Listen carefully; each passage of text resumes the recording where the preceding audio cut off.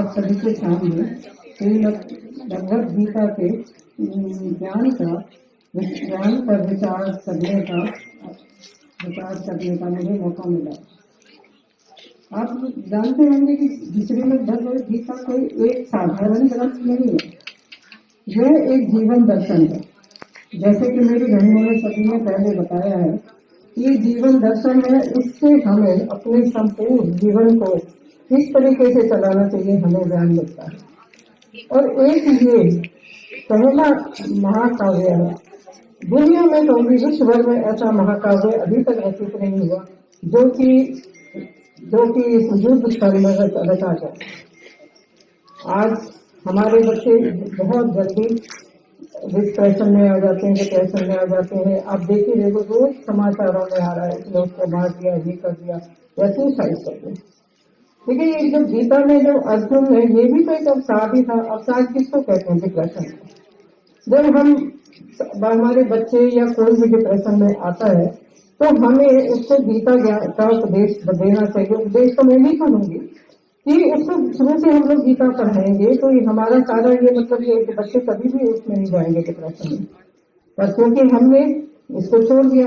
हम सभी जानते हैं स्वामी विवेकानंद जी के बाद जब उन्होंने अमेरिका में ये अपने गीता को रखा था, प्रदर्शन दिया था, उसके बाद गीता प्राय लुप्त सी हो गई, क्योंकि हम लोगों ने भी ध्यान नहीं दिया इस पे कि हम अपने बच्चों को गीता पढ़ाएं।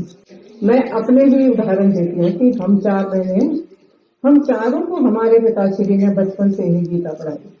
आज भी हमें काफी श्लोक जवानी याद है। उसका असर हम पे ये हुआ कि हम सब लोग बहने होने के बावजूद भी, भले ही हम महिलाएं हैं, हम निडर हैं, हम अपने अपने पैरों पे खड़ी हुई हैं, हम अपना निर्णय खुद ले सकते हैं। ये हमारे पिताश्री ने गीता पढ़ी, गीता वो खुद गीता पढ़ते थे, कोई पूजा पाठ नहीं करते थे। गीता पढ़ना और हमें ये सब का ज्ञान देना। गीता के उपदेशों से उनसे हमारे अंदर निर्भरता आई और हम लोग निडर बने। ऐसा नहीं है कि आप लोग जैसा हम लोगों को देखते हैं कि हम बहुत ही प्रसन्न होंगे, ये होंगे, नहीं। हम सब बहनों पर भी बहुत सी मुसीबतें आई, बहुत से हमने दुख देखे, सुखों के साथ हमने दुख भी बहुत देखे। पर यही है कि मैं कहूंगी गीता का कमाल था, जो कि हमें बचपन से हमारे माता पिता ने हमें सिखाई थी, जिसके वजह से मैं आज निर्भरता से और निडर होकर आप लोगों के सामने खड़े हूँ। अपने आप हमने सारी मुसीबतों को झेला, हम किसी के आगे ऐसे नहीं झुके, जैसे भी हो हमने अपने आप को संभाला।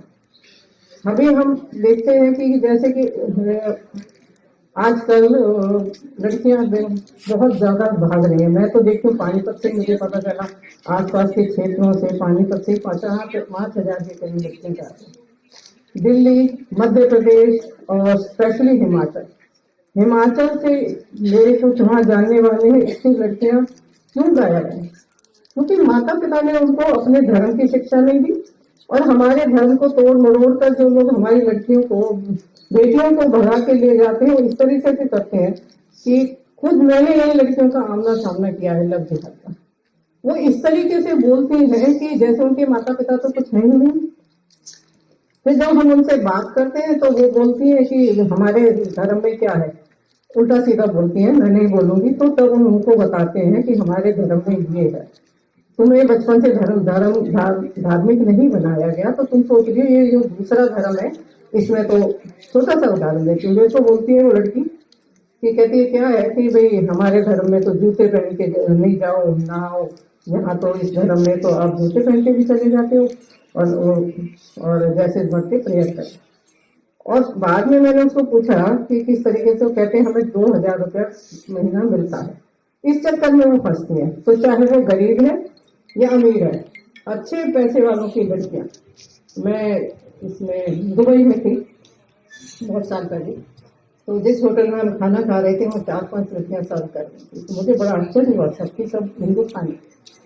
तो अब वो बोलेंगी तो नहीं, तो बाहर की साइड पे आके, मेरी थोड़ी आदत है कहीं पे भी जाती हूँ मैं थोड़ा सा लोगों से मिक्सअप होके उनके बारे में पूछती हूँ। तो वो मुझे बोली हमें ज्यादा बोलने की इजाजत नहीं। धीरे से उसमें से एक लड़की ने बताया कि हम इन लोगों के चक्कर में फंस गए, अब ना तो हम वापस जा सकते हैं ना आ सकते हैं, और ये जैसा कहते हैं वैसा हम करते हैं। तो ये कारण क्या था कि हमने अपने धर्म, आज जो इतनी लड़कियां गायब हो रही हैं वो इसी वजह से गायब हो रही है कि दूसरे धर्म के लोग उनको फंसा रहे हैं और लेके जा रहे हैं।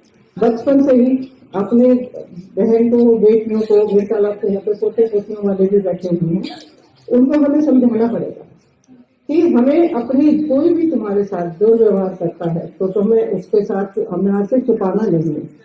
होता क्या है कि किसी के साथ जो व्यवहार हो जाए तो और लोग उसको पड़ोसी पड़ोसी ये बोलेंगे कि अरे इसके साथ ऐसा है, ऐसा मत करिए।